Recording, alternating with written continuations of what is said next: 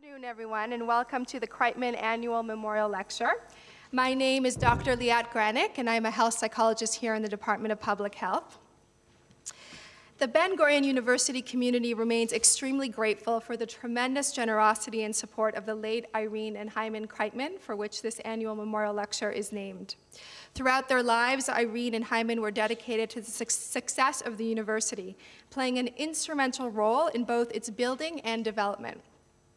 Just a few examples of their many contributions to the BGU community, which you see everywhere around you when you walk around the campus, include the Kreitman Plaza, the Kreitman Building, the Kreitman School of Advanced Graduate Studies, and the Kreitman Foundation Fellowships. It is through the vision and support of Irene and Hyman Kreitman that so many students have been successful in fulfilling their goals here at BGU. A wide variety of social action projects which BGU is known for, student activities and facilities have been made possible through the generous contributions of the Kreitman family. It is an honor to remember Irene and Hyman Kreitman here today with this annual lecture held in their memory. So now, it's a great privilege and honor to introduce my friend, Professor Carol Gilligan, who will be presenting this year's Kreitman Annual Memorial Lecture. Gilligan taught for 31 years at the Harvard Graduate School of Education. In 2002, she moved to New York University School of Law, where she's now a full professor. Gilligan received a BA in English Literature from Swarthmore College, a master's degree in clinical psychology from Radcliffe College, and a doctorate in social psychology from Harvard University. She first achieved large-scale recognition with the publication of her groundbreaking book, In a Different Voice, that was initially published in 1982 and that has been translated into 16 languages, including, of course, Hebrew. Since then, she has published 7 books and countless articles dealing with urgent questions about girls' and boys' emotional, moral, and psychological development, the gaps between patriarchy and democracy, and the need for a politic based on the ethics of care.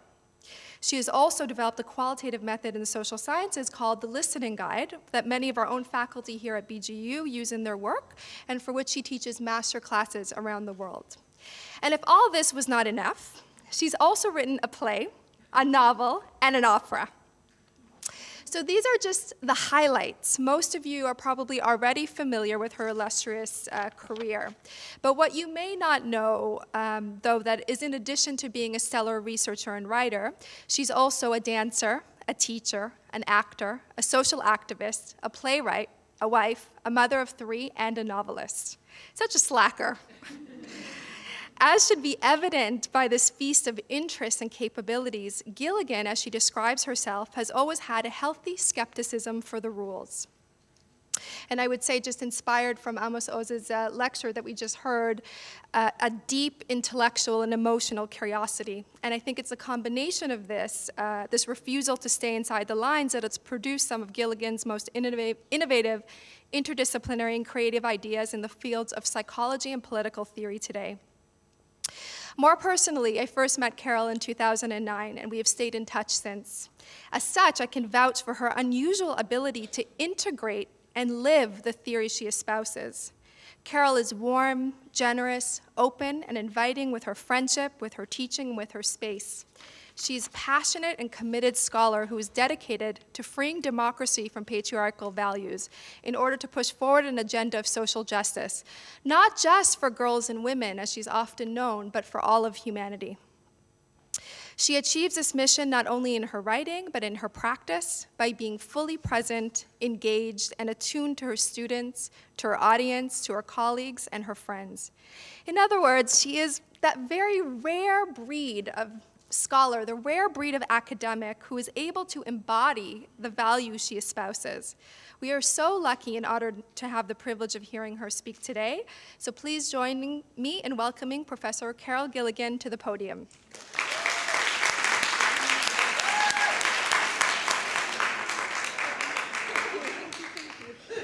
Oh, thank you for that so warm welcome. I'm delighted to be here. Toda Rabba. I want to thank President Professor Rivka Karmi for inviting me to give this talk. I want to thank Professor Liat Granick for her most generous and warm introduction, and to say what a great pleasure it is for me to see her again here in Beersheba. And I want to thank all of you for coming this afternoon. You're really straining my peripheral vision, by the way. It's an honor to speak to you, but also very moving for me to be here with you, having spent this past term teaching at New York University in Abu Dhabi, where, to look at the maps, Israel doesn't exist. However, here in Israel, questions of who is seen and who is not seen, what voices are listened to and which are not, are also stark and inescapable. In this light, I want to begin by talking about my experience these past 4 months teaching in a global university. It's been long enough now that it has come to seem ordinary to find myself in classrooms where practically no two students come from the same country. In my Women's Voices class, 12 different countries are represented, and that's without counting that some students have grown up in more than one country. For example, Taiwan and New Zealand, or Ecuador and Hungary.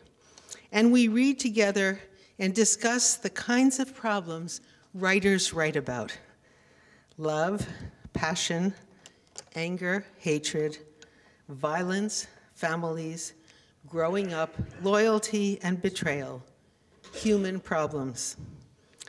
Some weeks ago, we read Arundhati Roy's novel, The God of Small Things. And when I asked the students what passage had gripped them, one took us to the heart of the book.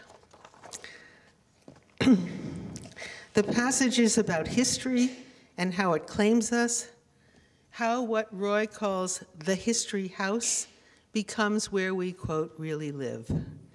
In the scene, Amu, the name means mother, watches Rahel, her 7-year-old daughter, lifted by Velutha, a carpenter from a family of untouchables who had taken from his childhood his smile. One of the things we found most striking in our reading of women writers this term has been their richly detailed and sensual evocation of the natural world. We saw it in Leila Ahmed's description of her childhood in Cairo, in Jamaica Kincaid's account of her childhood in Antigua, and perhaps nowhere more striking than in Roy's depiction of Kerala, where the twins Rahel and Esther grow up, where her story is set. Because in all of these books, there's a sense of something elusive, something forgotten, that needs to be called back into memory, and also an experience of surprise in coming upon what is, after all, natural, or, as Wallace Stevens had said, part of nature, part of us. I quote, Amu was surprised at the extent of her daughter's physical ease with Velutha, surprised that her child seemed to have a subworld that excluded her entirely, a tactile world of smiles and laughter that she, her mother, had no part in. Amu recognized vaguely that her thoughts were shot with a delicate purple tinge of envy. She didn't allow herself to consider whom it was that she envied, the man or her own child, or just their world of hooked fingers and sudden smiles.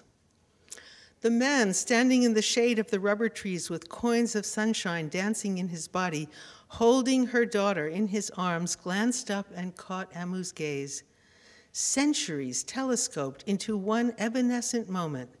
History was wrong-footed, caught off guard, sloughed off like an old snakeskin, its marks, its scars, its wounds from old wars and the walking backward days all fell away.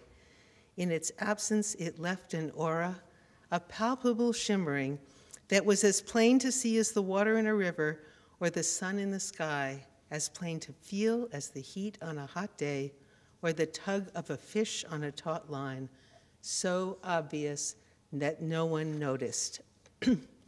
In the midst of a world shot through with personal grievance and political strife, we are taken into this shimmering, evanescent moment where history is caught off guard, and what happens, as plain to see as the water in a river, as plain to feel as the heat on a hot day, so obvious that no one noticed, is a tactile world takes over, a world of hooked fingers and sudden smiles. Amu watches it happen between Rahel and Velutha as he lifts her effortlessly and tosses her in the air. On her daughter's face she sees, quote, the high delight of the airborne young. And then we see it happen between Amu and Velutha, a luminous woman and a luminous man, who in this moment see each other. Velutha saw that Rahel's mother was a woman. This knowing slid into him. Amu saw that he saw. She looked away. He did too. And here's the passage that gripped my student. Quote, history's fiends return to claim them, to rewrap them in its old scarred pelt and drag them back to where they really lived, where the love laws laid down who should be loved and how much. My talk is about this tension between where we live and where we, quote, really live, between a tactile world of hooked fingers and sudden smiles, of seeing and knowing, and what we generally think of as knowledge, between psychology and history, between love and the love laws. My title, Betraying Empathy, plays on two meanings of the word betraying.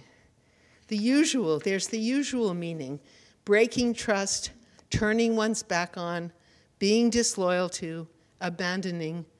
But there is a second meaning, revealing, bringing out into the open something that was hidden. One reason the women writers we've read this term go to such lengths to evoke the natural world in all its sensual detail is that they are seeking to recall something that had been covered over, how it was then. In Toni Morrison's novel, The Bluest Eye, the narrator, thinking back into her childhood and remembering the year when she was 9, asks, but was it really like that? As painful as I remember. And then she goes on to recall what it was that she had forgotten. Love, thick and dark as Alaga syrup, eased up into that cracked window. I could smell it, taste it, sweet, musty, with an edge of wintergreen in its base, everywhere in that house. It stuck, along with my tongue, to the frosted window panes. It coated my chest, along with the salve, and when the flannel came undone in my sleep, the clear, sharp curves of air outlined its presence on my throat, and in the night, when my coughing was dry and tough, feet padded into the room, hands repinned the flannel, readjusted the quilt, and rested a moment on my forehead. So when I think of autumn, I think of somebody with hands who does not want me to die.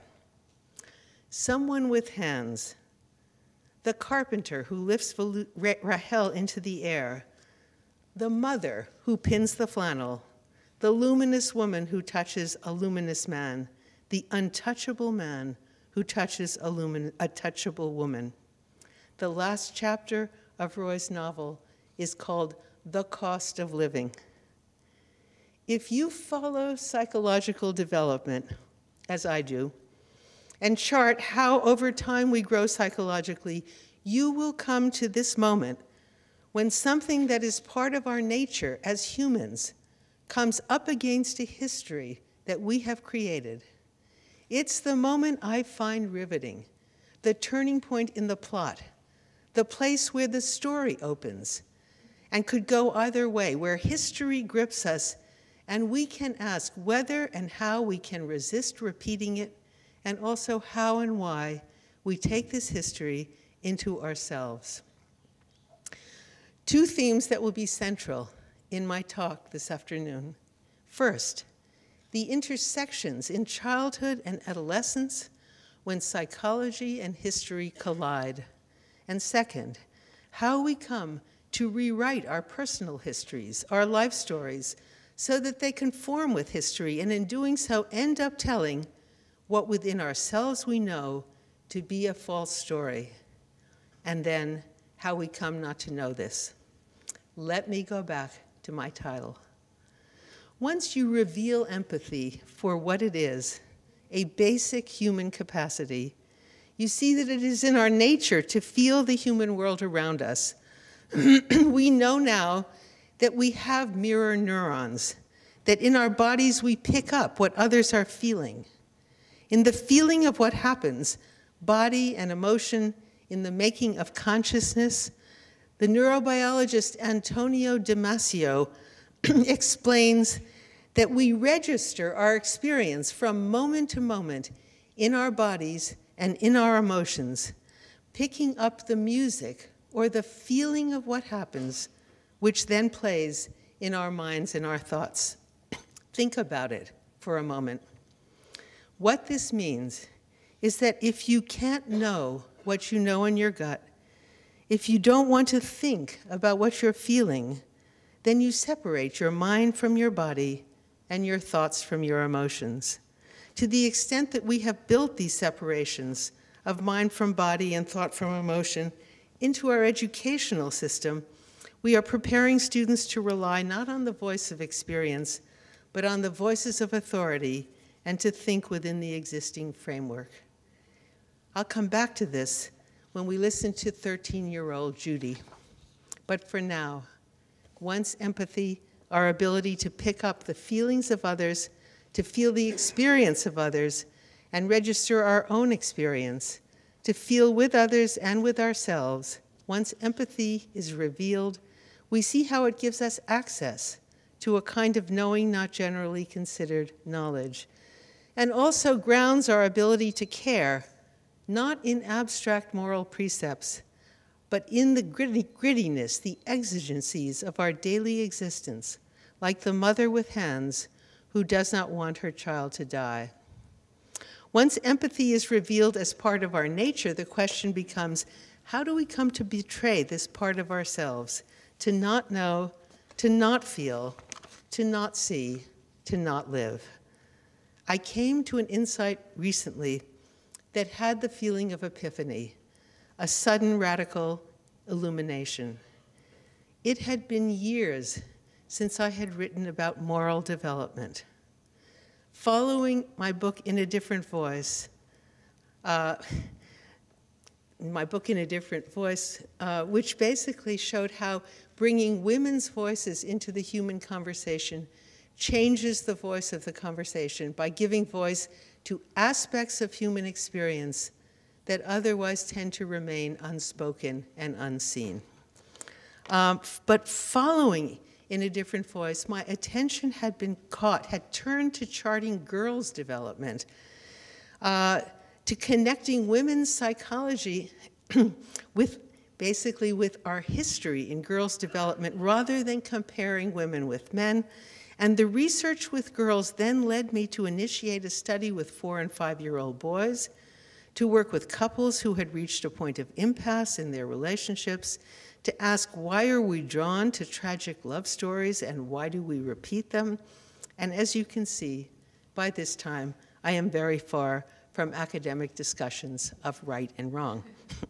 So I was startled when I went to a lecture given by the psychiatrist friend of my husband, and the word moral came back with the force of sudden radical illumination. The psychiatrist was Jonathan Shea, and he was talking about moral injury. Let me introduce you to his work. Some of you may know his book, Achilles in Vietnam, where he writes about his experience as a psychiatrist working with Vietnam combat veterans who were suffering from severe and chronic post-traumatic stress disorders. Listening to the veterans, Shea recognized a shattering of trust that followed the betrayal of what's right in a high-stakes situation where the betrayal was sanctioned by someone in position of legitimate authority. Where others had seen post-traumatic stress disorder, Shea saw post-traumatic stress injury, saw the injury specifically as a moral injury. That is, an injury, as he said, that can ruin good character. Here's one of the veterans, a member of a long-range reconnaissance patrol that was led by an intelligence error to kill innocent civilians. As the veteran says, a lot of fishermen and kids. Shea asks us to listen to him, to listen in a way that my students in my class on listening find challenging, as I also do, because it goes against the grain of what we've been rewarded for doing, namely, knowing what things mean. Shea asks us instead to suspend the chatter in our heads and urges that before analyzing, before classifying, before thinking, before trying to do anything, we should just listen. Here's what the veteran, the member of the platoon that had killed innocent civilians, says. What got us thoroughly confused is that at the time you turn to the team and you say to the team, don't worry about it, everything's fine, because that's what you're told from upstairs. The colonel says, don't worry about it, we'll take care of it. You know, we got body count, we have body count. So it starts working on your head. So you know in your heart it's wrong, but at the time, here's your superiors telling you it's okay. So I mean, that's okay.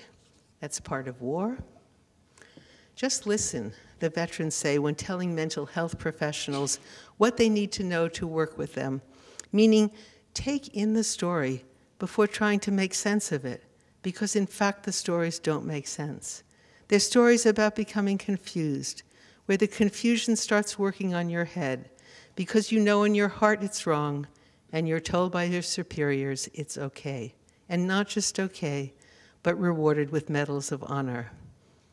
All too often, Shea notes, our mode of listening deteriorates into intellectual sorting, with the professional grabbing the veteran's words from the air and sticking them into mental bins. We assume we know what we're hearing, that we don't really have to listen, that we've heard it all before, so that in Shea's words, we resemble museum goers whose whole experience consists of mentally saying, that's Cubist, that's El Greco, and never see anything they've looked at. As Shea observes, this form of listening destroys trust. Shea's observations about listening were familiar to me because it's the approach I've taken in my research. Listening in a way that creates trust was essential to hearing a different voice, meaning a voice that did not make sense according to the prevailing categories of interpretation, because it challenged the very terms of the framework. The method of listening was so crucial to the process of discovery that in the mid-1980s, my graduate students and I set out to render it systematic by creating a listening guide that other researchers could follow.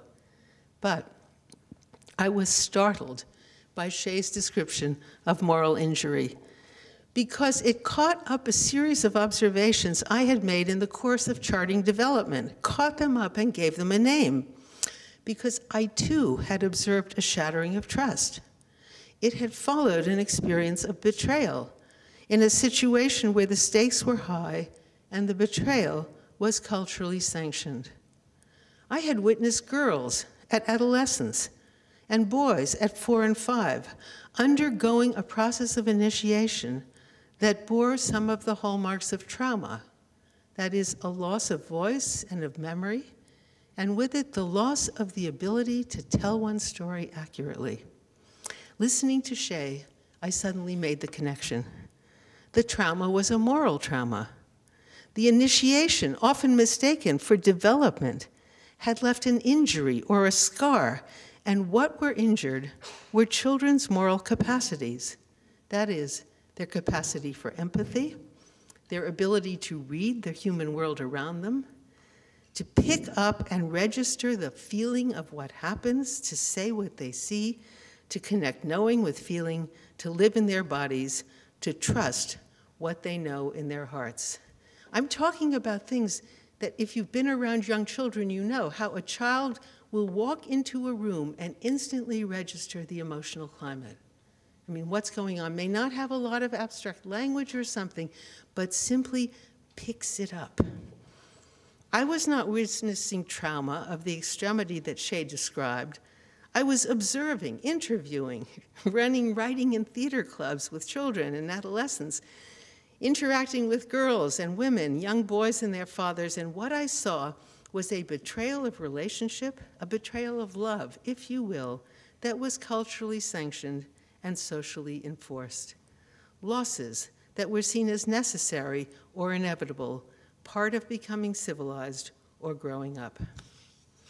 I was struck by Shea's term, what's right, the betrayal of what's right, that colloquial phrasing, because it captures the sense of an inner compass we carry with us, which alerts us to when we've lost our way or are doing something we know in our hearts is wrong.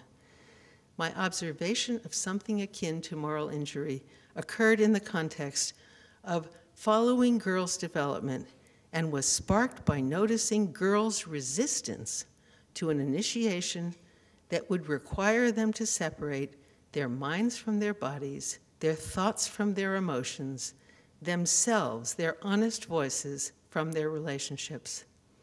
My research team and I interviewed girls in public schools, private schools, girls' schools, co-ed schools, after-schools programs, but the key study was one where we followed a group of over 100 girls between the ages of 7 and 17 for a period of 5 years, and therefore followed them through the time when they came of age, which turned out to be a crucial juncture because the research, the yearly interviews, and the more intensive observations and interactions with girls caught the moment when a voice that had been outspoken receded into silence.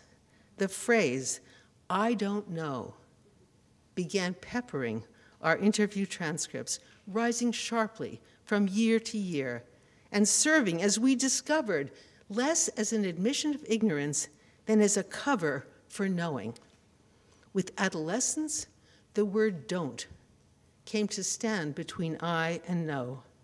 The complementary phrase, which at first seemed like an annoying tick, was "you know," you hear it if you hang out with adolescent girls, you know, you know, you know. And in the context of our interviews, however, it sounded more like a question being posed by the girls to the women who were interviewing them. Do you know? What do you know? Will you say what you know about being a woman in this world?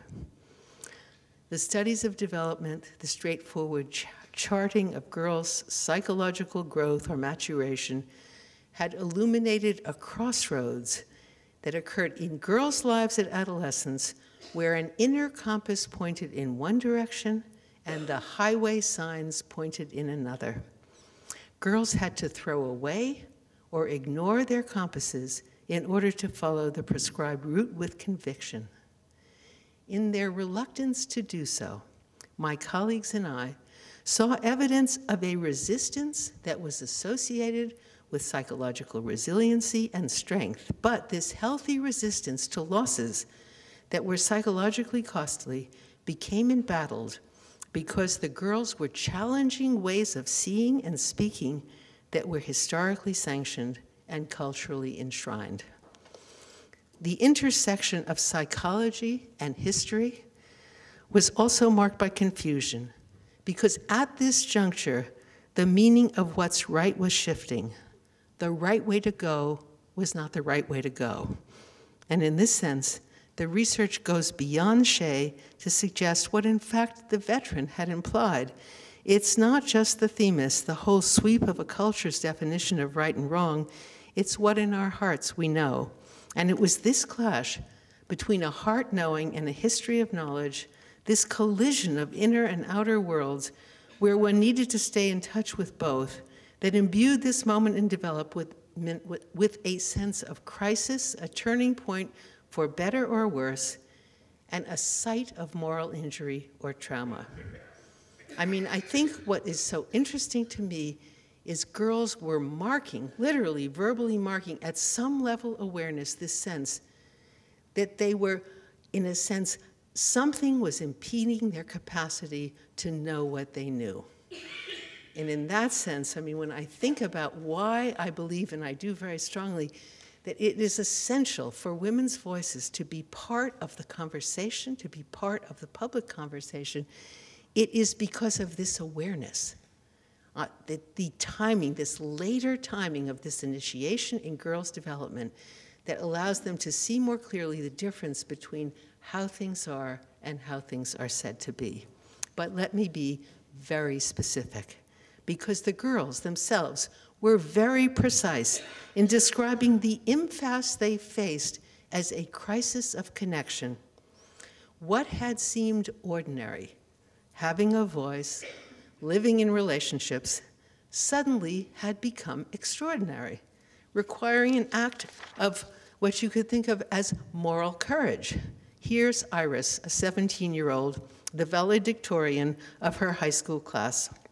She and I have been talking about the younger girls in this study, how outspoken they are, their frank and fearless voices. Iris says, "If I were to say what I was feeling and thinking, no one would want to be with me. My voice would be too loud." And then adds, by way of explanation, "But you have to have relationships." I agree. But, I say, if you're not saying what you're feeling and thinking, then where are you in these relationships? Iris sees the paradox in what she is saying. She's given up relationship in order to have, quote, relationships, muting her voice so that, quote, she could be with other people. And the interesting thing is I have no trouble following what she is saying, and yet it is psychologically incoherent.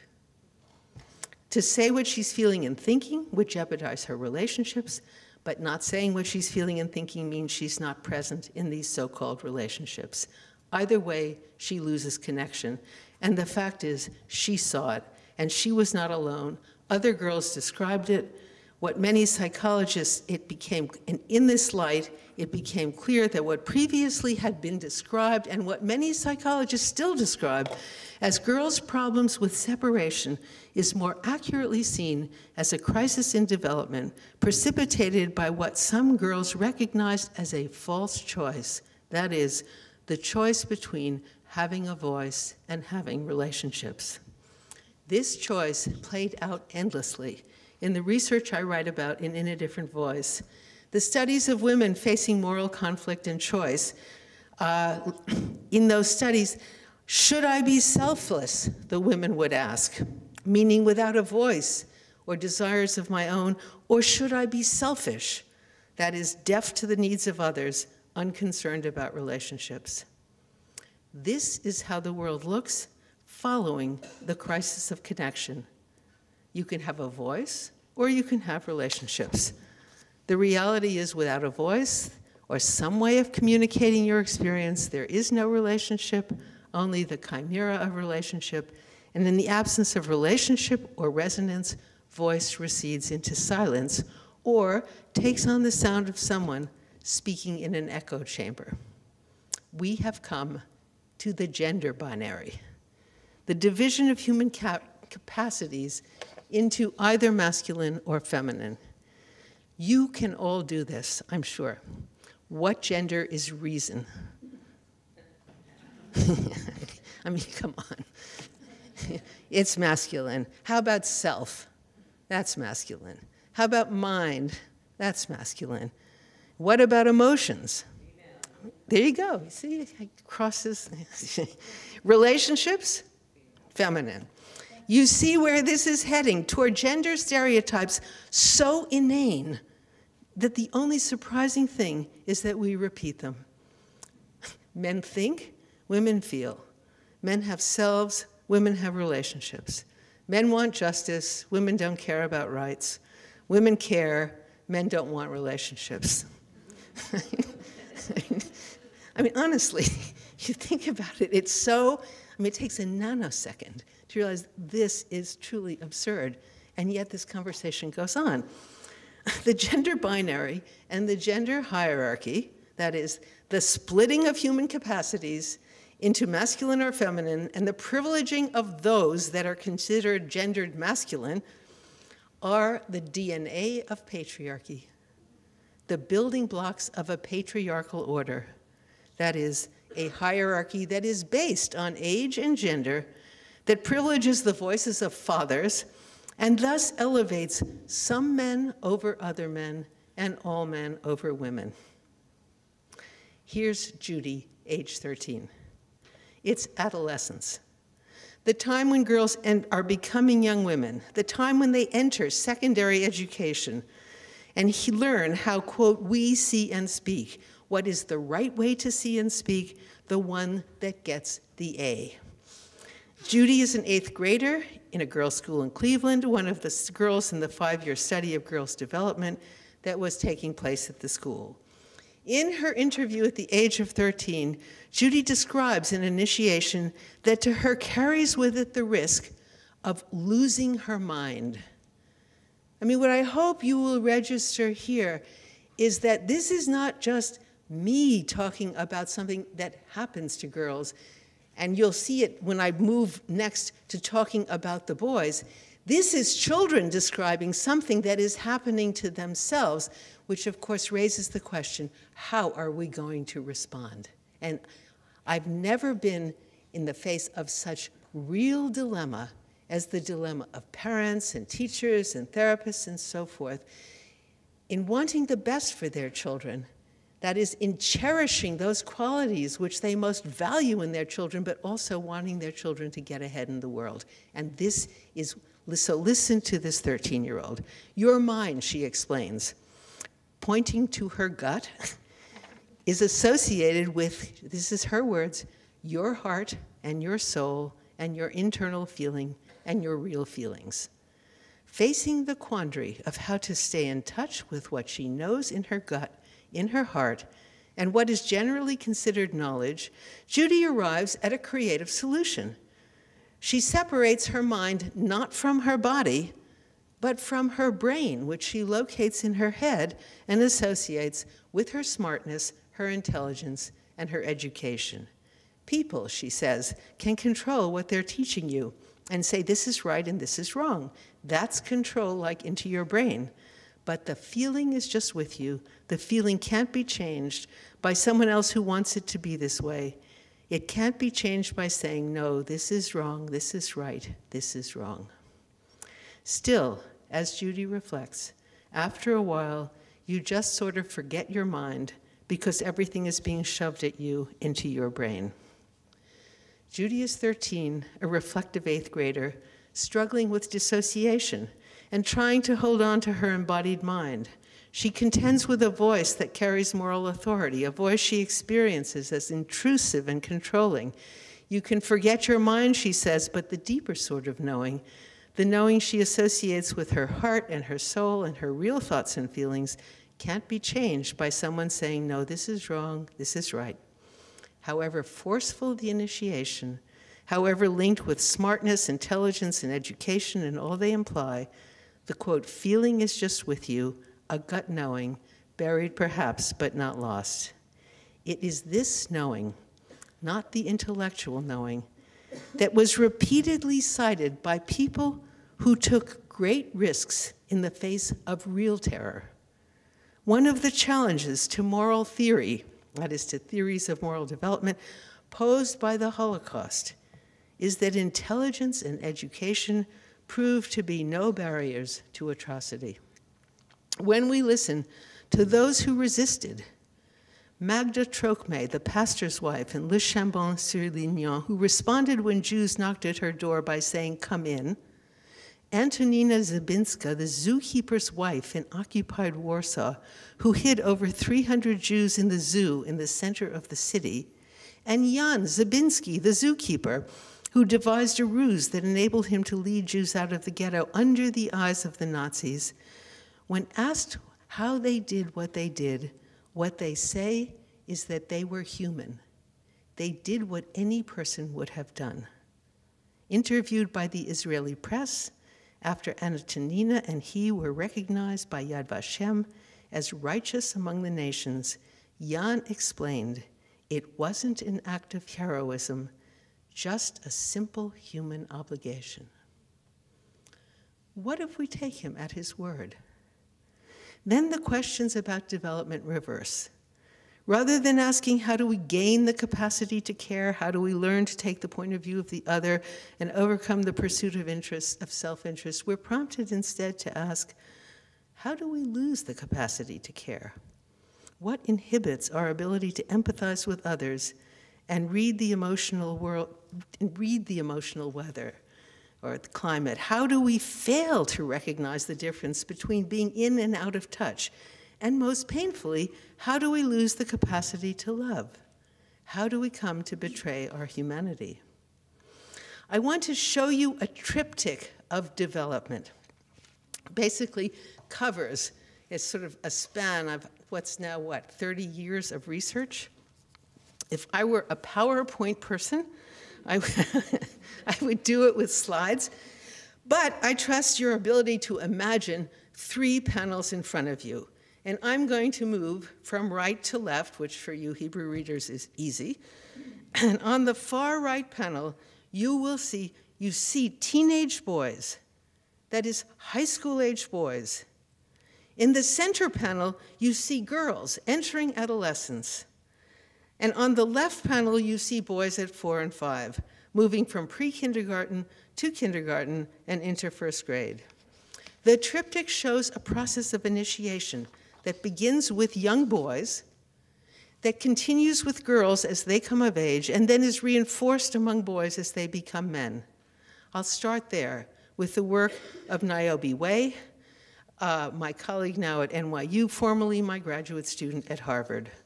The word betrayal appears repeatedly in her book, Deep Secrets, Adolescent Boys' Friendships, and the Crisis of Connection. It's used by the adolescent boys in her studies to explain why they no longer have a best friend, why they don't tell their secrets to anyone anymore. Justin describes it as something that just happens. He doesn't know if it's natural or whatever, but the shattering of trust is unmistakable. As Joseph says, you can't trust nobody these days. Something had happened. Joseph was among the majority of the boys in Way's studies who spoke about having and wanting intimate male friendships and then gradually losing their relationships, these relationships and their trust in their male peers. In the early years of high school, the boys in Way's studies resisted the gender binary that made it sissy-like to depend on someone or to want them to, quote, just be there for me. But by the end of high school, the binary had been internalized and enforced. Emotional intimacy and vulnerability had taken on a gender, girly, and a sexuality, gay, and being a man had come to mean being emotionally stoic and independent, not needing to tell your feelings to anyone, keeping them to yourself, not needing anyone to be there for you, being able to stand alone. It's not that the boys didn't know the value of close friendships. They said it directly to Way and her research team. Without a best friend to tell your secrets to, you would go wacko, George says. Chanson says that without a close friend to talk to, you go crazy. The research backs them up. Other boys speak of how anger builds up inside them when they don't have a best friend to talk to. Some speak of sadness, loneliness, and depression. Yet in spite of knowing what they know about the costs of not having close friendships, they minimize the loss and downplay its consequences, chalking the loss up to maturity or to knowing how to be more of a man. It's as if they don't know what they know. The research with girls, the centerpiece of the triptych, shows the mechanism of betrayal. It's enacted through separations that create rifts in the psyche. The head is divided from the heart, the mind from the body, and the embodied voice, the voice that carries the feeling of what happens, is separated from relationships. On the surface, it's as though nothing has happened. The girls are doing well, some extremely well. At 16, Niti, an outstanding student and school leader, reflects, "The voice that stands up for what I believe in has been buried deep inside me." She's aware that she's silenced a voice of integrity, presumably for safekeeping. Its silence, however, compromises her relationships. She's aware of this too, and will limit her ability to participate effectively as a citizen in a democratic society. Articulate girls such as Judy and Niti, and there are many more examples if we had time, describe their strategies of resistance, separating your mind from your education, taking an honest voice underground. When it becomes seemingly impossible to have a voice and also to have relationships, some form of psychic splitting is inescapable. If a woman can't know her own desires, she must leave her body. If she can't say what she's feeling and thinking, she must silence an honest voice. And with this dissociation of mind from body or thought from emotion or self from relationship, we begin not to know what we know. I don't know, the girls in my studies say. I don't care, the boys in Way studies say. And yet what the research shows over and over again is that girls do know and boys do care, although they may need not to know or to show this. The internalization of the gender binary and hierarchy marks the psyche's induction into patriarchy. Patriarchy, a hierarchy based on gender and privileging the voices of fathers, is in tension with democracy, which rests on a premise of equal voice or equality. But it is also in conflict with human nature. By splitting human qualities into masculine or feminine, the gender binary forces dissociation, and the hierarchy undermines trust. Thus, the initiation entails a betrayal of what's right by shattering our ability to live with integrity in connection with others. The stakes are high, identity and inclusion are on the line, and the betrayal is enforced by shaming and rewarded with the equivalent of medals of honor. Iris, who doesn't say what she's feeling and thinking, is, as I mentioned, the valedictorian of her high school class and also has been admitted to the highly competitive college that is her first choice. To appreciate what is lost and why, one has only to listen to girls in the years before the initiation sets in. In a discussion of whether it's ever good to tell a lie, 11-year-old Elise, a sixth grader in an urban public school, says, quote, "My house is wallpapered with lies." People say to me, we want girls to have their voices. I say, well, girls have their voices. And it's like, do you really want to hear what they say? Elise's voice is the voice of countless pre-adolescent girls. It's a voice that has been heard across time and cultures. We know this voice, but we often don't register it, or we cover it in the way girls themselves will cover it by dismissing it as stupid or rude. Thus, it takes a certain effort to listen without rushing to judgment. At the beginning of Jane Eyre, Charlotte Bronte's novel, Jane, age 10, tells her Aunt Reed, "You said I was a liar, I'm not. If I were, I'd have said I loved you, and I don't." People think you're good, but you're bad and hard-hearted. I will let everyone know what you have done. This is the voice of 10-year-old Wajda in the recent film from Saudi Arabia, of Iphigenia in Euripides' tragedy, of Miranda in The Tempest, of Claudia in The Bluest Eye, of Rahel in The God of Small Things, Tambou in Tsitsi Dangaremba's coming-of-age novel Nervous Conditions, Annie John, the list is endless. We know this voice. If you hang around with 10 and 11-year-old girls, you'll hear it. Yet it's hard not to hear it as the girls themselves will come to hear it, as unpleasant and insufferable. The adjectives are Anne Frank's. The voice is culturally inflected, but clearly recognizable. A girl on the threshold of becoming a young woman sees what she's facing and says what she sees. In Charlotte Bronte's novel, when Aunt Reed tells Jane that children must be corrected for their faults, Jane responds, "Deceit is not my fault," and that is precisely the issue. Honest and direct, girls' voices must be corrected or dismissed, otherwise what they say would have to be addressed. Yet once the correction is made, the voice recedes into silence, few people ask, where is that honest voice? Millions of us read Anne Frank's diary without realizing that what we were reading was not Anne's actual diary, but a version of the diary that Anne herself had edited. In March of '44, she heard on Radio Free Orange, broadcasting from London into the Netherlands, that the Dutch government in exile was planning to establish a war museum after the war, and were interested in letters and diaries and collections of sermons that would show how the Dutch people carried on their lives under the extreme conditions of the war. Anne dreamed of becoming a famous writer, and she seized her chance. Between May and August of 1944, she rewrote over 300 pages of her diary. It was this edited version that most of us read, without missing what Anne had left out: her pleasure in her changing body with its, quote, sweet secrets, her closeness with her mother and sister, quote, Mummy, Margot, and I are thick as thieves, and her awareness that the stories adults tell children about purity and marriage are, quote, nothing more than eyewash. In correcting her diary, Anne knew what she was doing. She wanted her diary to be chosen.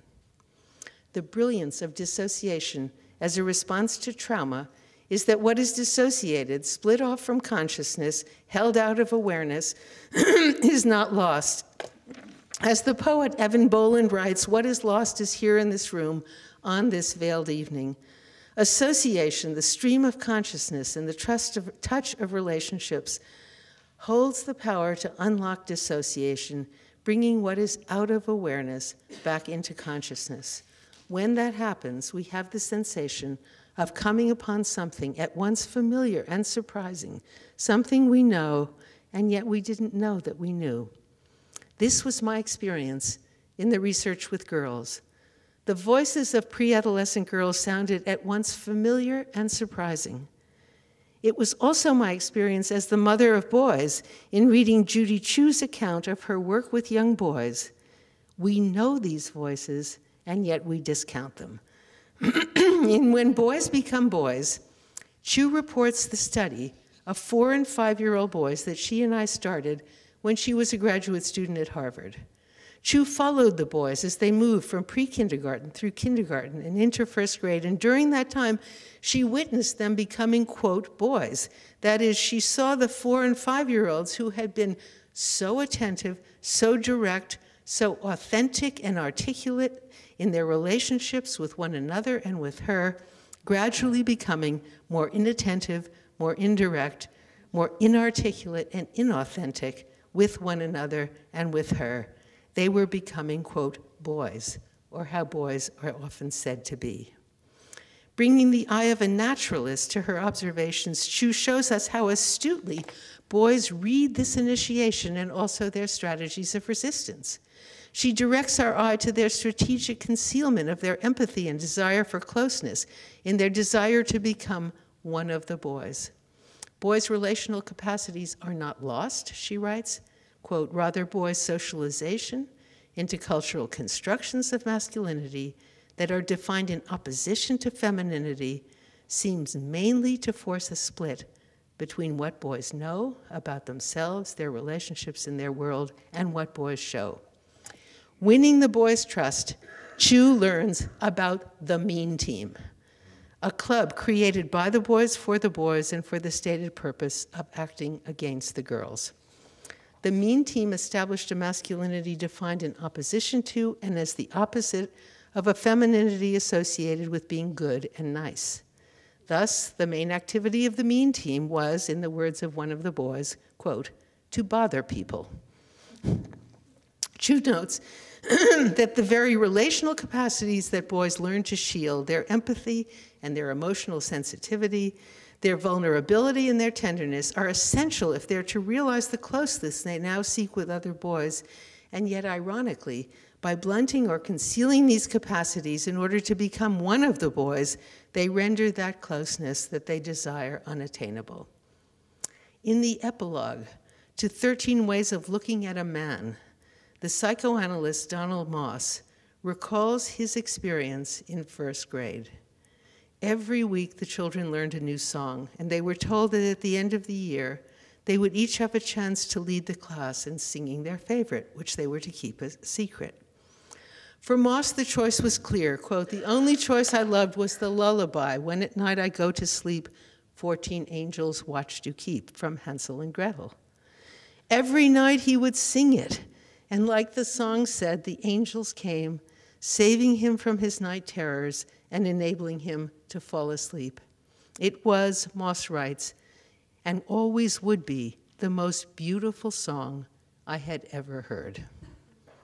The first graders had learned the song in early autumn, and in late spring, when Moss's turn came, he stood in front of the class. The teacher asked what song he had chosen.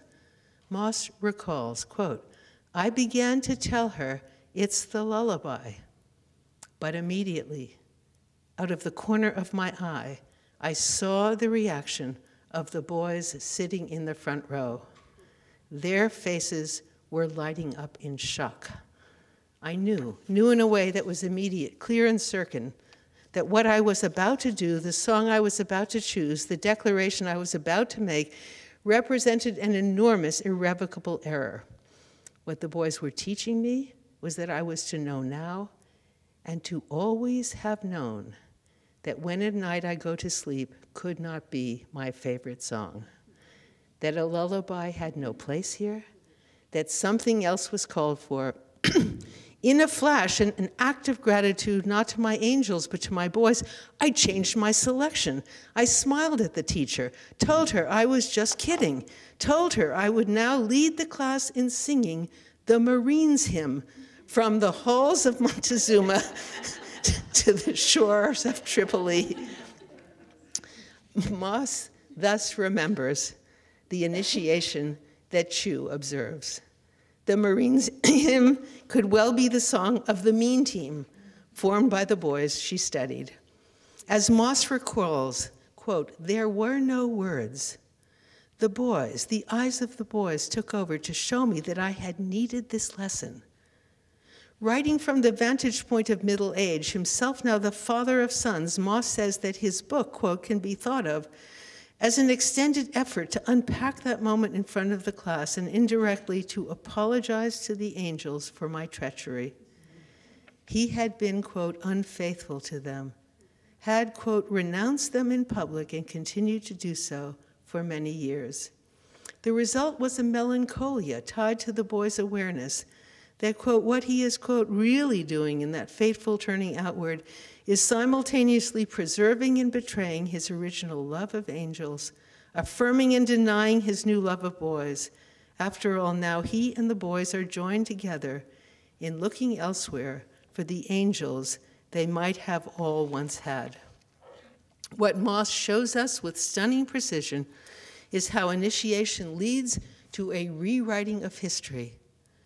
I was to know now and to always have known that a lullaby could not be my favorite song. Yet he also reminds us that within ourselves we know what we once knew and then came not to know. The lullaby, quote, was and would always be the most beautiful song I had ever heard. Conclusion. It's treacherous in this postmodern age to speak of an honest voice. Our awareness of cultural differences complicates the quest for moral truth. And yet, as the Laguna Pueblo poet and scholar Paula Gunn Ellen writes, the root of oppression is the loss of memory.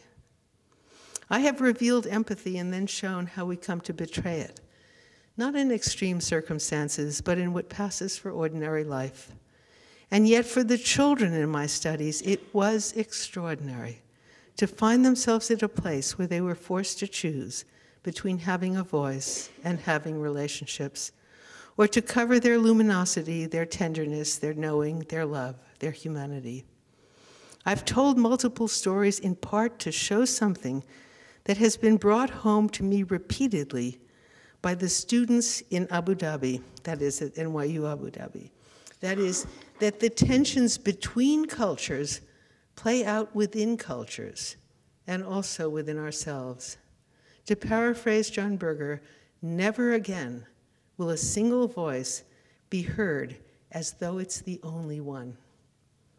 If we're serious about confronting the collective problems we face, then we have to recognize differences not as a barrier to, but as integral to relationships.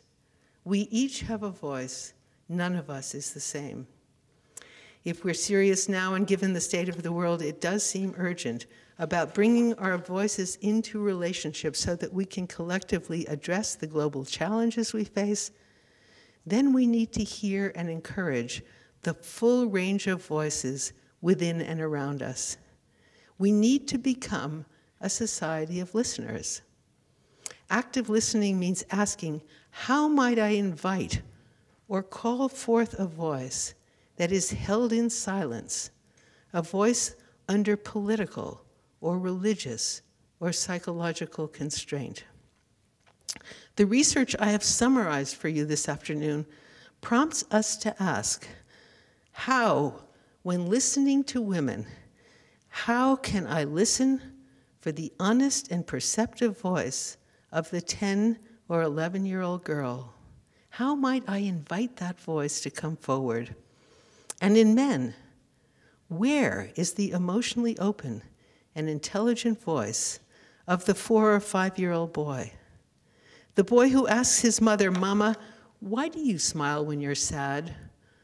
Or the boy who, when his father expresses his remorse for having lost it and hit him the previous day, responds by saying, "You are afraid that if you hit me, when I grow up, I'll hit my children." That's a 5-year-old. Thus giving voice to his father's fear that the cycle that his father had vowed to break because he had been hit by his father would now continue into the next generation. The question I leave you with, my question, is knowing what we know about empathy and betrayal, about moral trauma and our capacity to care, how can we join with one another to avoid collectively running off a cliff? Although we live in an age where we look to technology for solutions, I suggest that the answer here lies within ourselves. So here's what I tell my students. Notice what happens when you replace judgment with curiosity. And as one of them noted in his midterm paper, replacing judgment with curiosity is the first step on the road to not betraying empathy. Thank you very much.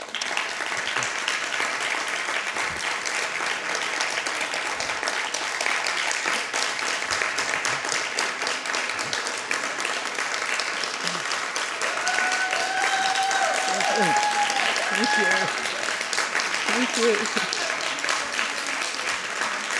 Thank you. Thank you. Thank you.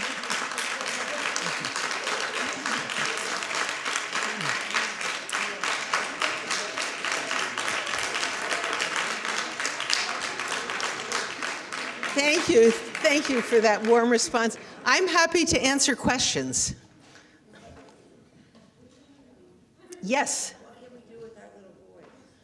What can we do with our little boys? First of all, it's what we can do with our little boys, what we can do with our adolescent girls, pre-adolescent girls. We join their healthy resistance, and basically with them in attempting to find constructive ways of negotiating what they're facing, because they're up against something real, and they have to find ways to navigate it. But what's striking to me is the tendency for adults to back off at these moments in development, because in a sense it means revisiting losses that we ourselves have experienced and reopening questions, in a sense, for ourselves. So I'll tell you something very interesting. With the 4- and 5-year-old boys, I was very struck by the fathers of the boys. I was observing the boys in school when fathers brought them in the morning, and I was very struck by the tendency of these young men in their 30s, the tenderness they had with their children, and also their patience in the early morning. The mothers were more harassed usually. And so I asked the fathers if they would meet with me and talk about their experience in raising boys. This is your question. Except I'm a mother of boys, so I can talk about that too. Oh, I'll talk about the mother of boys too. But anyway, so what had started out as one meeting extended throughout the winter. And at one of those meetings, I said to these men, what is it that you see in your sons that leads you to say, I hope he never loses that? And what they spoke about was his emotional openness. That is what they called his out there quality, that he was so present with his emotions. his spunk, that is their liveliness of these little boys, because these were very boys. And, quote, the real joy he has in his friends, which the men, these were qualities the men felt had become somewhat muted in themselves along the road to manhood, and their dilemma was how to sustain these qualities that they loved in their sons without exposing them to being called girly or gay or being beaten up or being excluded or not, and so forth and so on. As a mother of sons, what I have to say is it's unbelievable the sort of pressure you're under to, quote, separate from your sons so they can become, quote, real boys or men. Resisted. And I have research now to back me up that, you know, it's the boys who stay close to their mothers. And the thing about boys staying close to the mothers is the boys will read the inner world of the mothers. So you have to allow the boys to know what they know about your own, like, Mama, why do you smile when you're sad? But if a boy grows up knowing the inner world of women, he cannot, in a sense, align himself with patriarchy in the same way. So basically the question is, do you join a healthy resistance in these children like you would support their immune system? And, you know, in a sense, you join them as they try to figure out, and you sort of stay with them, how to navigate the world that they have to enter. And how to basically, how to align themselves. The interesting thing, the sort of central thesis of my current work is that the requisites for love and the requisites for citizenship in a democratic society are one and the same. Both voice and the desire to live in relationships are part of our human nature. We are born with a voice and a desire to live in relationships. That's necessary for love, and it's necessary for democratic citizenship. And this is intention. Basically, these qualities lead us to resist patriarchal structures. So there's a basic tension between human development and the structures of patriarchy, and it plays out with children. Yes? To what extent does listening carefully enable us to understand somebody if what they are saying is an artifact that was created by their initiation? Well, that's exactly the key question. And the interesting thing, you know, if you think about ear training like you would for a musician, you can begin to hear the initiated voice as different from, in a sense, here's what I found. I did it, as I said, I worked at one point with men and women actually who were in intimate relationships who had reached a point of impasse in their relationships with one another. And I worked with a therapist who was an expert on trauma. And he listened, in a sense, for trauma. But I asked the question of, what if I listen in men for the voice of the 4 or 5-year-old boy? And in women, for that is for that emotionally intelligent voice. And what about in women for the voice of the frank and perceptive 10, 11-year-old girl? So here's a very striking example of what I did, and I think it answers your question. So in one of these couples, I call them Sonia and Phil. I write about them in my book, The Birth of Pleasure.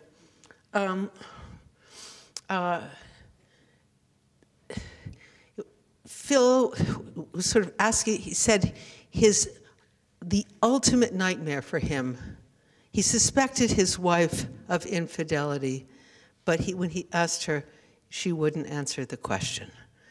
So he said the ultimate nightmare for him was her in the arms of another man.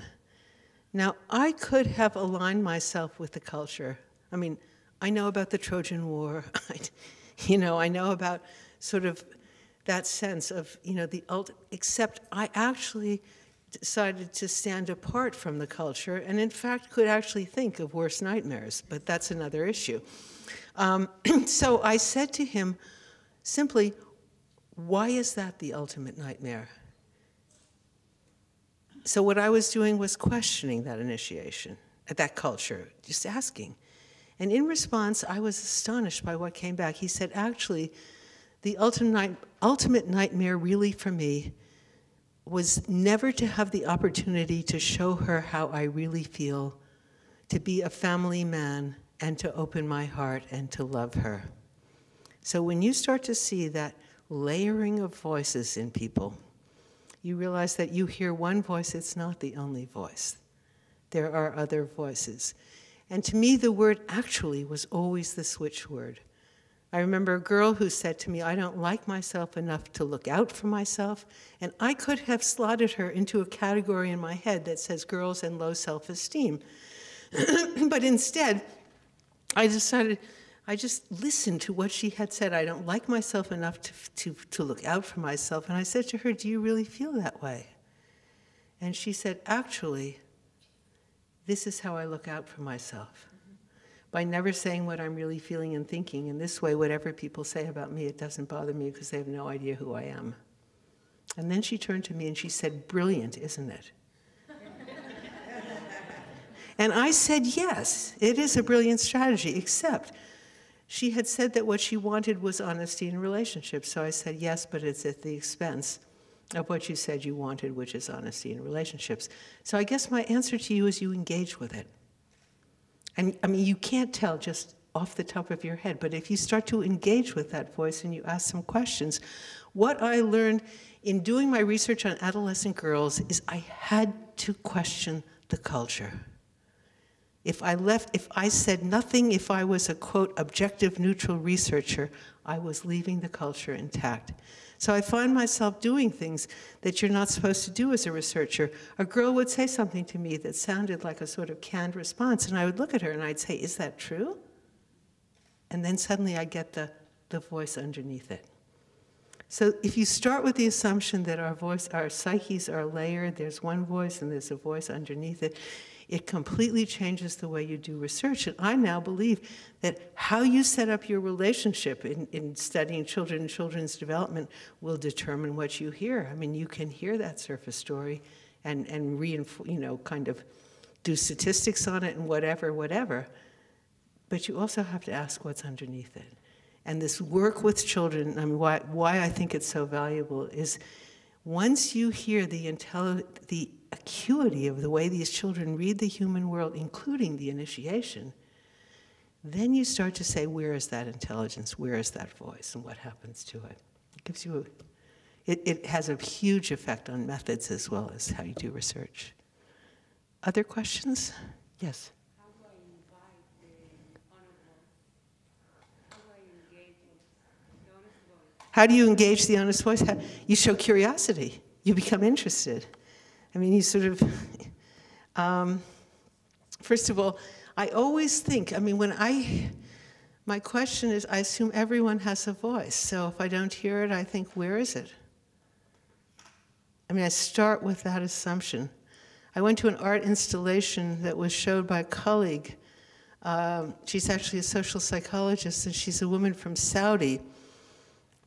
I had not, I mean, it's so funny the assumptions you made. I thought Saudi women don't have voices.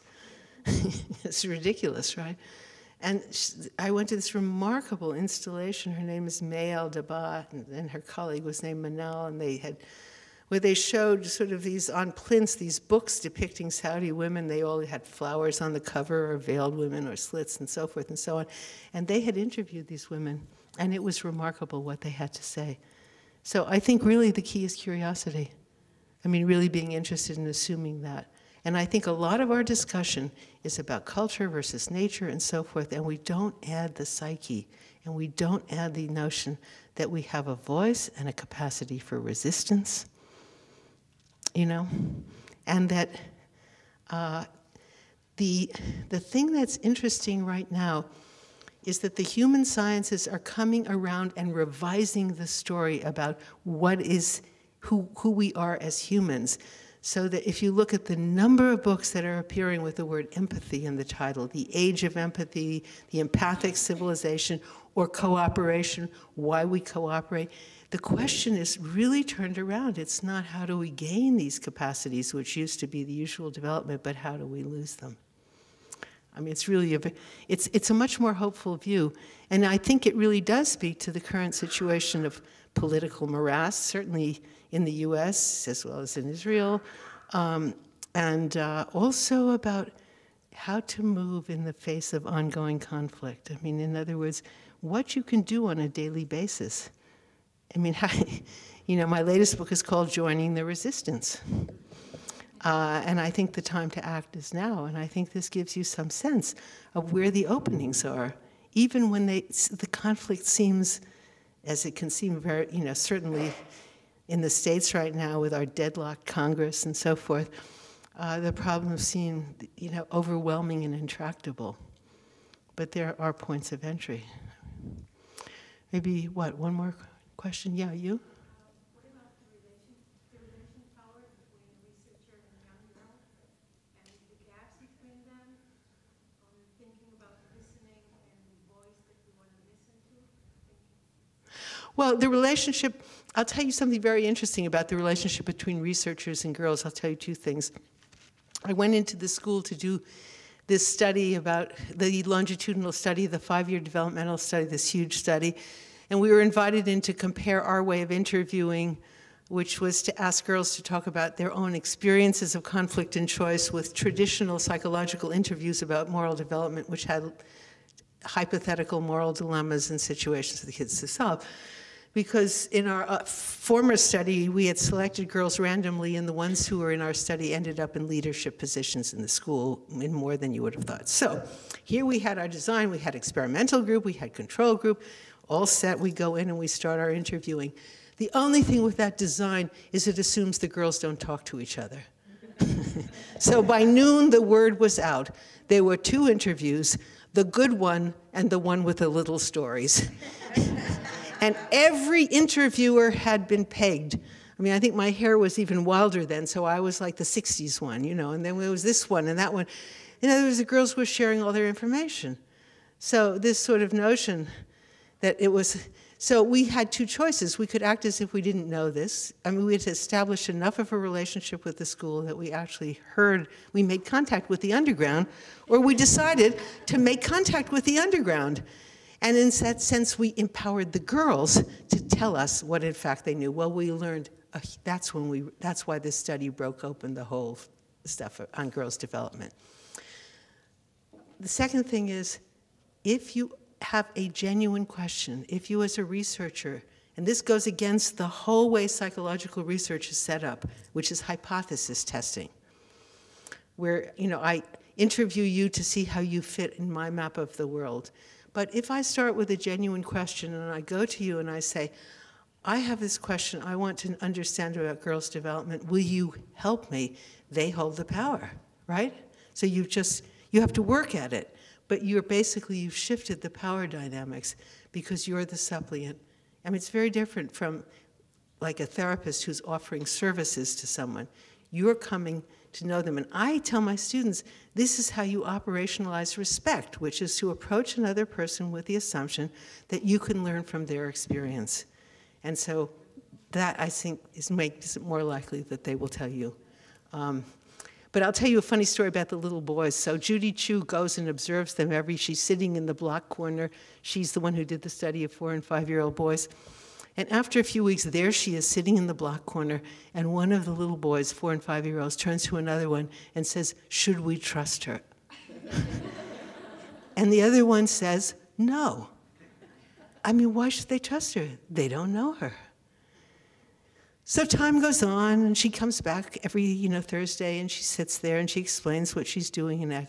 And after a while, one of the little boys one day goes to the dress-up corner and takes a piece of lace and comes and puts it over her head and says, and so basically what he's saying is, we understand exactly, he says to her, we're just going to pretend you're not here. So they have decided to let her in. That's when she learns about the mean team. I mean, she learns things the teachers don't know. So how you win that trust is absolutely key to the information you get. I mean, it's a huge challenge to traditional assumptions about methodology and doing research, because basically what it says is what you know, or what you can know, or what you can learn depends on the relationship you establish. And she had established herself with these little boys as someone they could trust. And that's when they let her in and told her. Well, that's what we did with the girls, too, because we were genuinely interested in learning from them. I think we should stop.